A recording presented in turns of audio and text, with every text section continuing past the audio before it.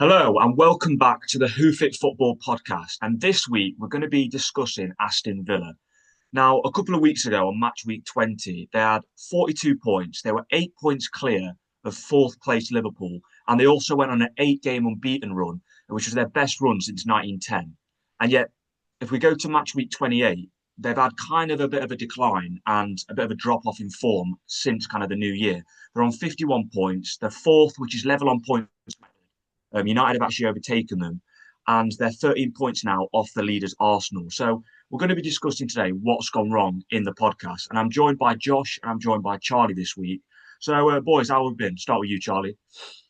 Yeah, gutted that we lost to Ipswich because that if we'd won that game, it would have really boosted a chance at the top two. But I think realistically, we're always just going to be trying to make sure we get a playoff spot. Yeah, I really enjoyed Wolves winning a last minute winner against Liverpool. That was fun. The great escape might happen, but I still think it's a pretty low chance of them actually surviving in the Premier League. To be fair, I was shocked that Mo Salah's goal was his first goal since November. I Yeah, know I that obviously noticed he that. was, yeah, I know he was excluded a little bit and they had that rift between him and the manager, and obviously AFCON as well. But I was still very surprised. What about you, Josh? How have you been? I've been better. I support Burnley Football Club. Um, Last night was just a nothing result again. We've just turned up, so when Everton have a team to face, like we might as well have not been there. Um, and I don't want to talk about Saturday because I left in the 40th minute because it was that bad. Oh, I'm normally one to like who stays the whole game, but we played that bad. I went back to the pub. Could not be bothered. And Parker's come out tonight, like last night, and said the fans were against him from the start. So now he's turned on us. So it's going to No. turn very toxic very quickly, I think. I kind of think Wolves might finish above you, if I'm Yeah, honest. so do I. We're only 3 points off us now, but we do have a That's what I game mean. in hand. Yeah, So true. that works Now in we'll our see. favour. We'll see. But we're going to be discussing Aston Villa today. Obviously, as I've said at the start, they've dropped off in form. We'll start with you, Charlie. Why do we think, kind of since this new year, we obviously did a podcast episode a while ago where we were discussing Aston Villa potentially in a kind of an unusual title race and the fact that they were on this great streak. Why do you think they've gone off the boil at the minute and are struggling? Um, feel like it's for different reasons. I think like the attack, especially in the last six games, I think it's like they've only ever scored one or less goal in each game, and it's players like Buendia, Jacob Ramsey, Ollie Watkins, Jadon Sancho that just aren't performing as well as they should in order to give Villa some sort of hope on trying to keep a Champions League spot or give Villa some decent Jacob form. Ramsey, by the way, is at Newcastle. Yeah, he left him in No, summer yeah, sale. sorry, I've just completely Morgan Rogers is what I was meant to say. Yeah, Sorry, yeah, Morgan yeah. Rogers. Had to save myself there. But so yeah, I think those players are just have been underperforming. I feel in especially in the last 10 matches. I also do feel that like I know John McGinn and Yuri Tielemans are out injured at the moment, but I'm looking at how the form was when Tielemans and McGinn were in the squad. I actually think they're really big misses. I think they're players that have shown a bit of quality or given Villa something where they can go on to win a match.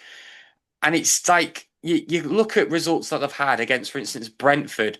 The loss to 10-man Brentford had about, I think, far more than 20 shots or 20 chances, and they're just unable to score. I think the attack seems to be the issue. You could maybe argue the defence could be doing better, but I don't think the defence is really the problem. I think Martinez is good in goal. You can see that through his save percentage he's had in every game. It's just the attack, I think, that's been a bit of a disappointment for Villa this season, or especially in the last 10 matches.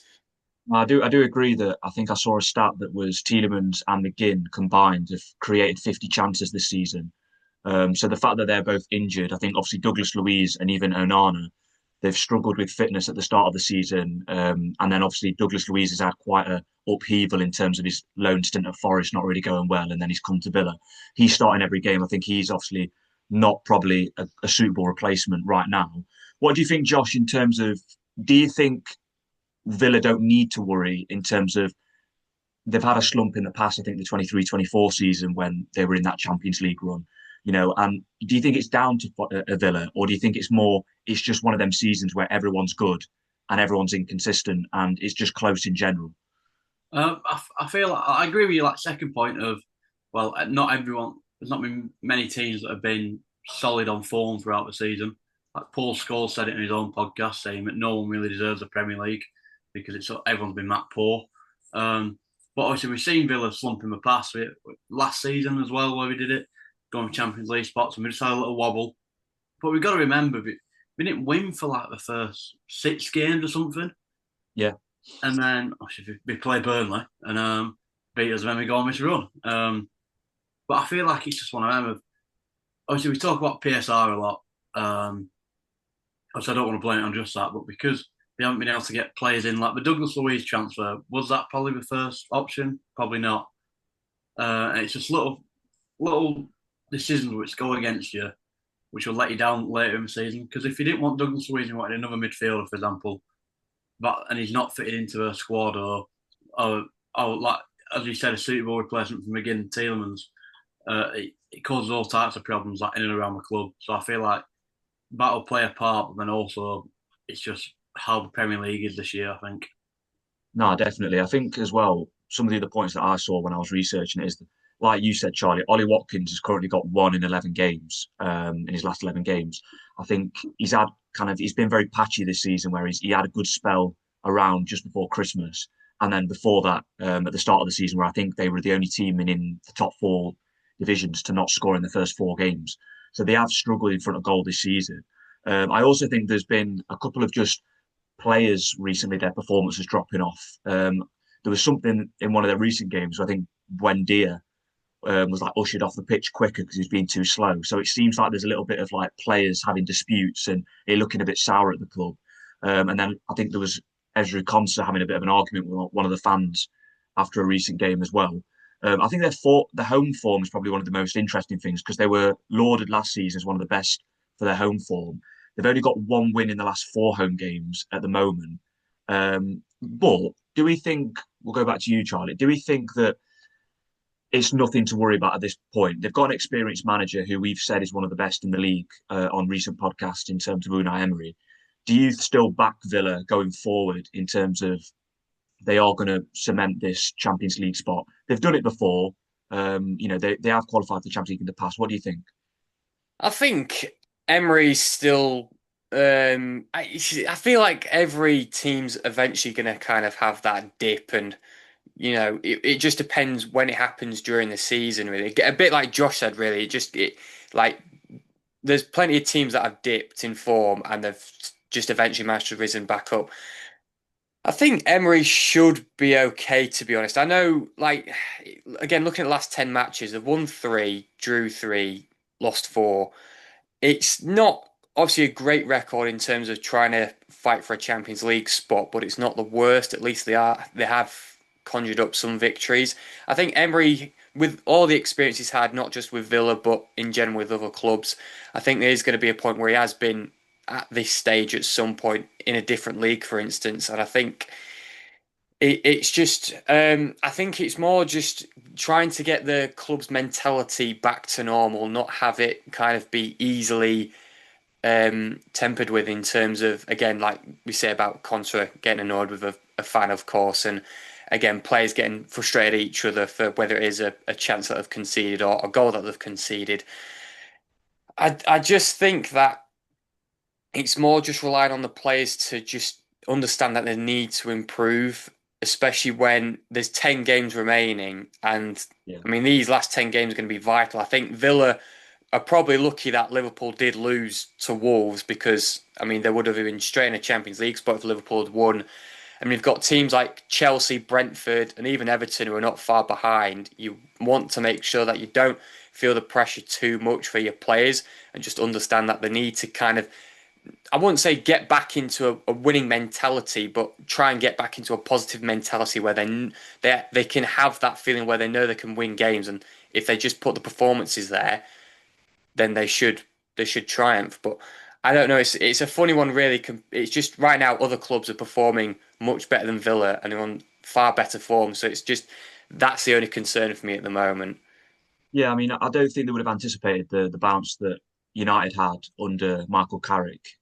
Obviously, the others I'd say like Chelsea and Liverpool have still been quite inconsistent, whereas United are the team that have gone on this winning streak recently, and that's what's closed the gap.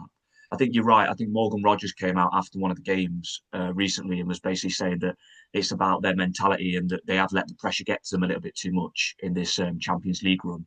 And I do think they're low on confidence. They've looked a little bit hesitant and a little bit kind of pedantic on the ball, not having that kind of intent and impetus that they've had usually. Going forward, Josh, they've got Chelsea next, which is a big game, and then they've got United. So in this Champions League run, it's going to be tight. Do you think they can hold on going forward in terms of the end of the season, or are you concerned for them right now?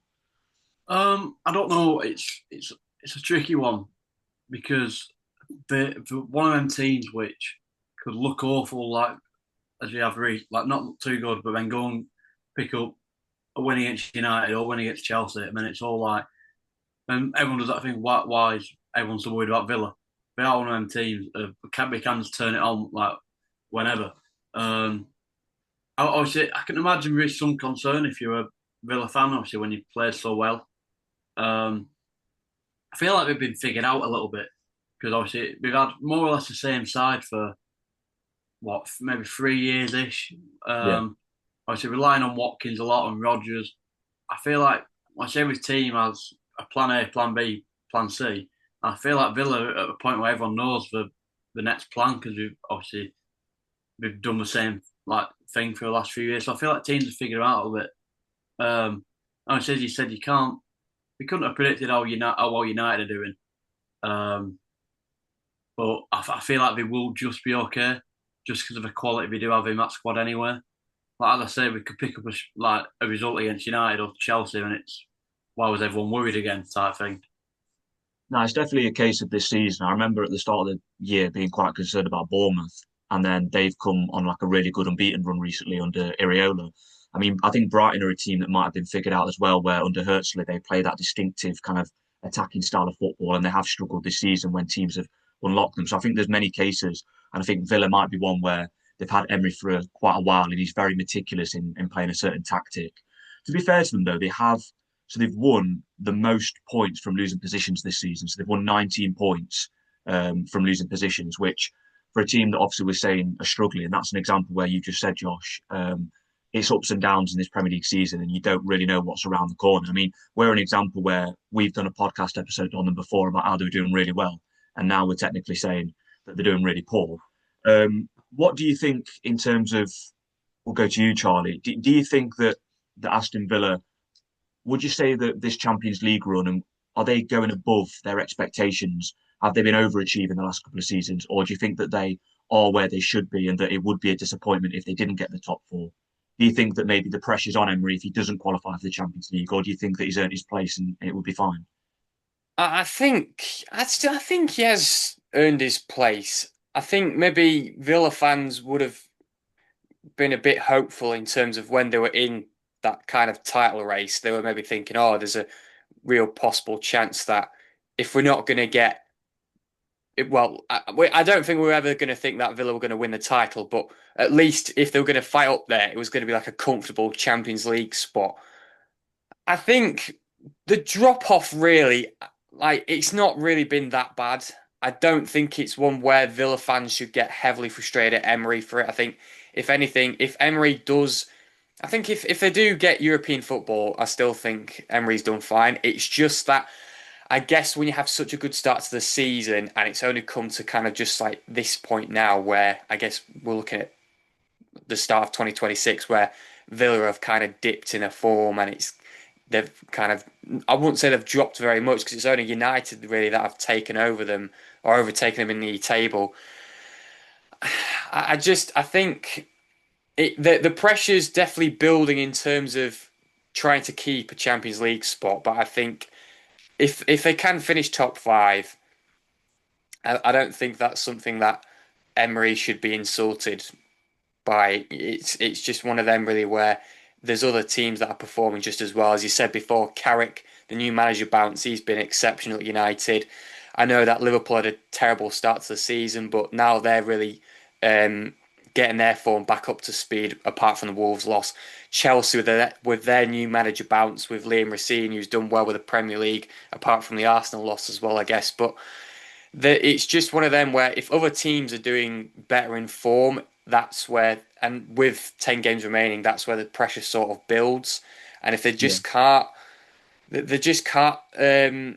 worry about the pressure that's going to build on them when it comes to the latter stages of the Premier League, where they're in a position where they need to get a Champions League spot. I think as long as they get European football, I think that's still a success for Emery. I don't know what anyone else thinks about that. Would you agree, Josh, in terms of you think European football is probably where they kind of that's what they expect at this point, and that the title race, obviously, we were all kind of aware was always a little bit just overkill in the sense that it was always just nice to be there, but they were never expected to do that. Yeah, 100%. I feel like European football is still a success for Aston Villa. Like, obviously, when you're in and around it, it's disappointing that you don't. Like, obviously, I can say it, obviously, Burnley fan of, well, we got Europe one year and then suddenly we're back to like scrapping relegation. And that's disappointing because of the success you've had in the past. And let's be honest, as bad as it sounds to go back to this, but they are only in the league because of a Hawkeye mistake.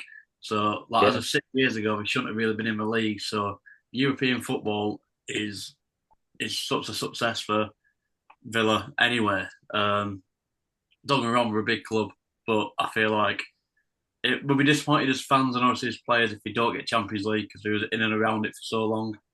Even like Leicester a few years ago, for example, we were fourth for so long and we ended up finishing fifth and getting Europa League.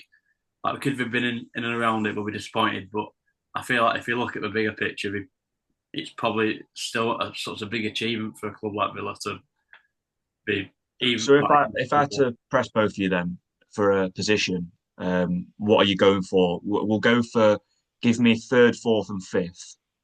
Yeah, so third, fourth, and fifth. So obviously we're taking that Man City and Arsenal battle it out and they pull off. What's your third, fourth, and fifth positions? I'll go for you first, Charlie. I'm gonna say I think United will finish third. I think fourth. I mean, this could be a stretch, but I think Chelsea Villa can don't somehow. have to be fourth. Well, I think Villa are going to finish fifth. That's what I'm thinking. They'll finish just outside a Champions League spot, and I think it'll be United finishing third, and I think somehow Chelsea will finish fourth. Okay. What about you, Josh? I think Villa will finish third. Obviously, way off the title race, but and Man United fourth and Chelsea fifth. For me, I feel like this carrot run won't last forever. We are going to hit a bump in the road at some point because it's gone so well. I feel like Villa will pick up the form again. To be fair, I'd say I think United I will put third. I think Villa fourth, and at this point I'm going to go Liverpool for fifth, just because we've had like a brief honeymoon period under Liam Racine. It's a little bit gone off. It's gone off the gas a little bit at the moment.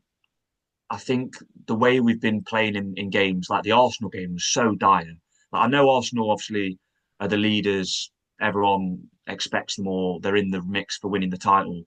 But it was like the most dull derby I've seen in a while in terms of all the goals were set pieces. There was nothing really to it.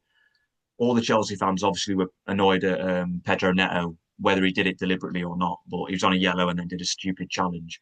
But I don't know if we're that defensive team under Racine that's going to maybe see out games. And I think the Aston Villa game that's coming up next, I can see Aston Villa winning. I mean, Ollie Watkins always scores against Chelsea. He's got I don't know what it is. I think he's got like 8 goals in 11 games against Chelsea or something.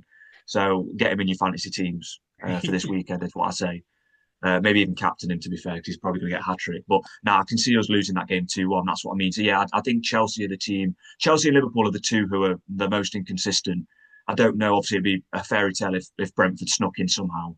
But, yeah, we'll wrap it up there. So, obviously, we've all said Villa are going to probably stay in a European spot. And I think the main takeaway is that in this Premier League season, nothing is probably too unexpected. You know what I mean? You've just got to take it as it comes. I think that Villa will be okay in the grand scheme of things because they've got one of the best managers in the league. So we'll have a break now and then we'll get back to the quiz. Welcome back to the Hoof Football Podcast. And now it's time for the famous quiz. And we're delighted to say we've actually got a head-to-head this week. We've got Josh going up against Charlie. I'm going to start with the lineup, and because it's the FA Cup this weekend, we've got the quarterfinals. I thought we'd do an FA Cup inspired lineup. So back in 2018-19, Watford, who eventually reached the final to lose 6-0 to Man City, faced Crystal Palace in the quarterfinals, and Watford won the game 2-1. I want you to give me the lineup for Crystal Palace in the FA Cup 2018-2019. So we'll see how you get on, boys. Off you go. I was hoping you were going to say the flipping Watford lineup because I had some names that I could already think of. No, we're not doing that. I saw the Palace lineup and I thought, you know what, it's a difficult one, but it's got enough names there where you should be doing all right. Speroni still there? I'll run you through 18-19, yeah. Right. I'll run you through the lineup for Watford as you're doing that. So Watford, it's a great team to be fair. So Charlie, you are right. We had Aurelio Gomez, Craig Cathcart, sorry. We had Adrian Mariappa, Jose Holebas, Kiko Femenia, Etienne Capoue, Abdoulaye Doucouré, Gerard Deulofeu, Troy Deeney, Roberto Pereira, what a player, and a bit of Will Hughes. Andre Gray did come on, obviously, famous for being at Burnley. He's famous for other things, unfortunately. Not football and career. Yeah, sorry, famous for being with a little mixed girl. Yeah, that's the only reason. It is just the back four for the Palace lineup. 18-19 Palace. No. Etienne Capoue and Andre Gray, surprisingly, were the scorers for Watford in their 2-1 win. I used to think my footballing knowledge were halfway all right till I started doing these quizzes. It's always when it's like, even if you know all the players, it's getting the season correct. Yeah. The amount of times where I've put an 11 I can down name thinking, 11 Palace players, but the amount of times where I've put the 11 down and then it's like, oh, they're all wrong because they all played for different seasons, even though they're all like the right team. Nothing's worse than my Newcastle take, where I was really confident I got that too. How are we doing? We got a number down. I've got like 8 names and I can't think of anyone else. I'll give you another minute. I'll give you another minute. You play for Crystal Palace. I've got names, but I don't know if Obviously, FA Cup, there is a bit of rotation, but generally it's still their strong starting 11. Right. That didn't help at all. No, not that it helps. Yeah. How many have you got, Josh? 7. Right, okay. If the 7 correct, it's a good score. It's got to be correct. Well, I know it's not going to be 7 correct. God's sake, I'm thinking of too many forwards and I don't know which one would have played in this match. Yeah, they have one striker up front.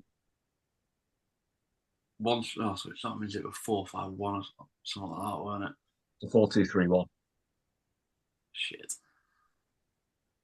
I did make it hard by not saying the formation. I just told you the back four. Right, we'll give you the final 5-4-3-2-1. That's done. That's sound. Right then, we'll go with Josh first because he's very enthusiastic about this lineup. So I've gone Wayne Hennessy in that. All right. Joe Ward. Is it James Tompkins? Centre half. Yeah. That's all I've got for the defence. In midfield, I've gone Chiata and Hughes. And then, Did you not hear me say Hughes for the Watford lineup? Oh, shit, yeah. Oh. It's all right. Carry on. Then, as the attack, I've got Zaha and Benteke. Right. Okay. Charlie, see if you could redeem anything here. Right. In goal, I've also gone with Wayne Hennessy. Okay. At the back, I've got James Tompkins, Joe Ward, and I think Jeffrey Schlupp, I think. Oh. Yeah. I don't have a midfield. I could not think of anyone in there. You don't have a midfield, right? Okay. A very open game, man. Yeah. And I don't know who I've positioned where. I've got Andros Townsend, I think, on one wing. I've got Jordan Ayew on another wing. And then either as cams or strikers, I've got Christian Benteke and Connor Wickham. Connor Jesus Wickham, Christ, Michelle. right. I apologise to all the viewers here because it's an all-time low. Oh, God. Right. Great. So Josh we've got one. 2, Charlie got 3. So the lineup is. I thought you'd know this goalkeeper, Vincent Guaita. Yeah, but I went for backup keeper. That's why I went Hennessy. Back line, you both got James Tompkins, Okay. and you got Jeffrey Slupp, Charlie. It was also Martin Kelly and Aaron Wan-Bissaka was at right back. Oh, Wan-Bissaka. Aaron That was a breakout Wan-Bissaka. year, weren't it? Yeah. And then we've got Luka Milivojevic as well, I thought was a big name. Oh, yeah. Czech Kouyaté is correct, so Josh got that one. And then it was James MacArthur, Max Meyer, and Andros Townsend's correct. With, of all names, Michy Batshuayi up front. I'll let you know that on the bench is an interesting one because you said quite a lot of the names. Joel Ward was on the bench. Yeah, Connor Wickham was on the bench. Christian Benteke came on and was on the bench. Wayne Hennessy was on the bench. And Jordan Ayew was all on the bench. Are you kidding me? So, yeah, if you'd got the bench, you'd have probably got more points. Yeah. Worst thing is, on my notes that where I do these, I still got last time I was on, and it was a Dortmund lined up. I got Batshuayi in there. Yeah, Batshuayi was he last week as well with Wolves' lineup? Well, Hey? Dortmund's lineup, mate. So Dortmund, Did you just say I'm thinking of Dortmund. Batshuayi was on the Wolves lineup? So yeah, I can see it now. I see Batshuayi from my Dortmund lineup the other week, and I was about to put him in. And Louis said, "Oh, that's time." And I thought, no, he played verse 17, 18.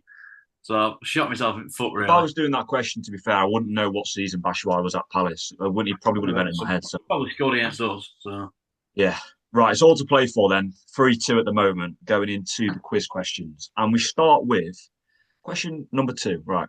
Brazilian outfit Flamenco sacked Filipe Luis on Monday, just a day after he won 8-0 in the Carico playoffs. What was the name of the club that Flamenco thrashed 8-0? I'll give you 4 options, right? Bangu, Mediura, Vasco da Gama, or Boa Vista. So what was the name of the club Filipe Luis got sacked because they won 8-0? Yeah, go on. Could you repeat the teams again? Sorry. Bangu, Mediura, Vasco da Gama, and Boa Vista.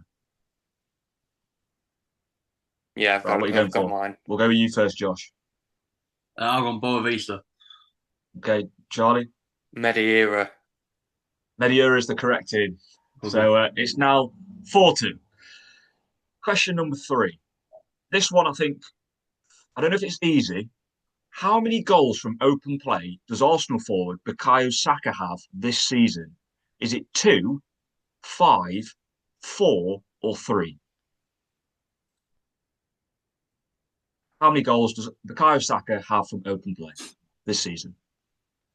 He has got a lot of criticism this season for his open play goals. Charlie, have you got an answer? Yeah, I've got my answer. Right, you can go first, Charlie. I've gone with 3. Okay, Josh? I've gone with 2. 2's the correct answer. He's pulled one back. Consolation goal. He's got 5 in total and 2 open play. Question number 4. Getafe dented Real Madrid's title charge with a 1-0 win on Monday night. When was the last time Getafe beat the Los Blancos? Was it A, 2019, B, 2021, C, 2022, or D, 2016? When was the last time Getafe, they've only ever beat Real Madrid twice. When was the last time they beat Real Madrid after winning 1-0 on Monday? 2019, 2021, 2022, or 2016? I don't like how you put the dates in such random order because it's that's really. Why I've done it. Yeah. Yeah, that's why I've done it. Yeah, I've got. It was like a tactical decision of which one was always the right answer when I put A, B, C, D. Every time I'm picking a different. Oh, this one's going to be B. This one's going to be C. This one. I didn't want to create a pattern. I should have just made them all A. That's what I should have done. I've got my answer. Yes, you got an answer, Josh? Yeah. 2016. Right. 2016. What are you going for, Charlie? I also went with 2016. Quite recent, actually. It was 2022. No, It was the Bournemouth Turkish striker Enes Ünal who scored in a 1-0 win. No, I'm happy for him. Question number 5. Which club, I think this is quite well known, but we'll see. Which club has Mikel Arteta got the most victories against in his managerial career at Arsenal? A bonus point for the correct number of wins. So which club? Is it Wolves, Chelsea, Newcastle, or Leeds United? Which club has Mikel Arteta got the most victories for in his managerial career at Arsenal? And a bonus point if you can give me the number of victories. Wolves, Chelsea, Newcastle. Wolves, Chelsea, Newcastle, and Leeds United.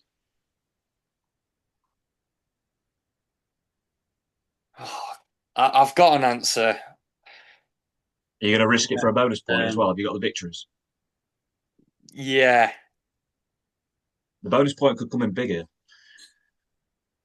Right, what we're going for, Charlie, go on. I've gone with Chelsea.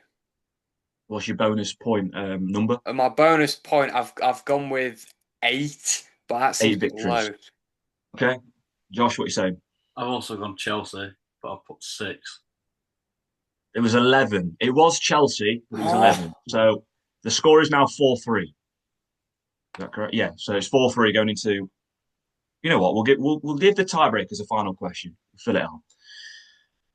What was this one also isn't multiple choice. So it's just what was the significance about Wolves' injury time winner against Liverpool on Tuesday night? Do you know the answer? What was the significance about them scoring an injury time winner against Liverpool on Tuesday night? I know.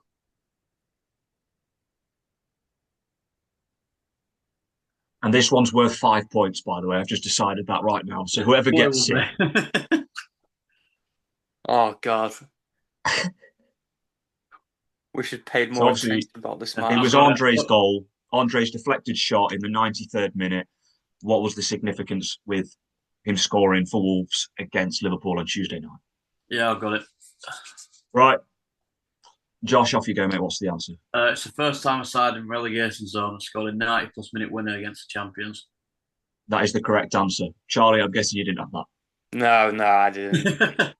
Fair play. Well, there you go, Josh. Josh has given himself 5 points and he's took the lead. So Josh wins the quiz on his return. Oh, too easy, this, lads. Too easy.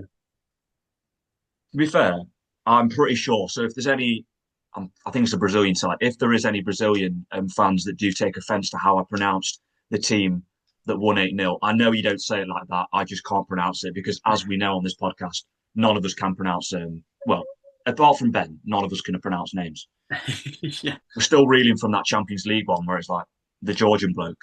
That's all I'm going to say. Well, no, that's been a wrap on the Hoof Football podcast. Thank you very much for listening, and obviously drop us a follow and a like on all our socials, and we'll be back next week. Thank you very much.